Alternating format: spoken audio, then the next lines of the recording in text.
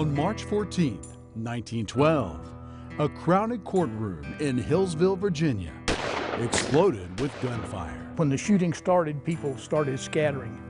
Floyd Allen, members of his family, and court officials were firing at each other. What's amazing to me that so few people were shot. But before the gunfire ended, multiple people were wounded. 5 would end up dead, and the Allens were on the run. And this is one of the bullet holes that went in, and you can see the Evidence of the gun battle remains to this day. The gunfire spilled out of the courtroom and into the streets. And now, more than 100 years later, you can still see the bullet holes right here in the staircase. Floyd took this pistol and went down to the street and was shooting at some members of the jury as they ran down the road.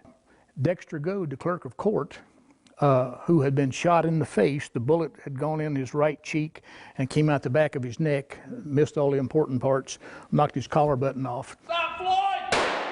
Stop! Despite his wounds, Goad traded shots with the Allens and stopped Floyd in his tracks. First time he missed him, the second time he hit him in the right knee, which shattered his knee, and that ended the gunfight.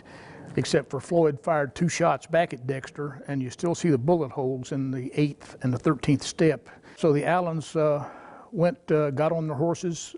Most of them left town except Floyd. He was in too much pain to ride. Floyd was arrested the next day, and a posse was formed to go after the rest. Quite the manhunt. Virginia didn't have state police in that day, so the governor hired the Baldwin-Felts Detective Agency to take charge of things. But within 2 weeks, they had caught most of them except for 2.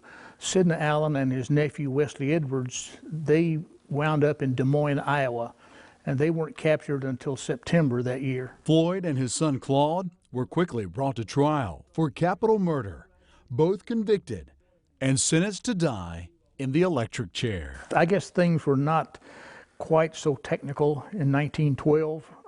I think by today's rules of evidence, they would have had a hard time finding them guilty of first-degree murder. After the shooting, you know, the community came in here and with pocket knives and whatever and picked all the bullets out of the walls and kept them for souvenirs. And when you tried Floyd and Claude, you had absolutely no forensics, no idea who shot whom. And no autopsies were done on any of the victims, so they don't know what caliber bullet killed anybody. Despite all that, a year after the courthouse shootout, Floyd Allen was executed on March the 28th, 1913.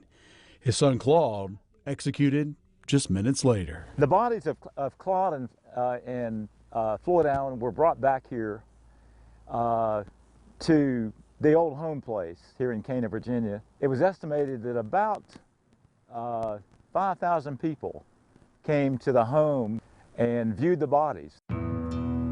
Even after his death, Floyd Allen would continue to proclaim his innocence.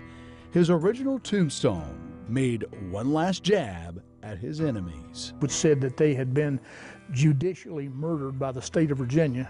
The controversy surrounding this case continues to this day. Floyd's brother, Sidney Allen, and his nephew escaped that day. They weren't called for months. By the time they tried Sidney Allen, we think that the passions had cooled. In our next episode, some say that may have saved them from the death penalty. In Hillsville, Virginia, Chad Tucker, Fox 8 News.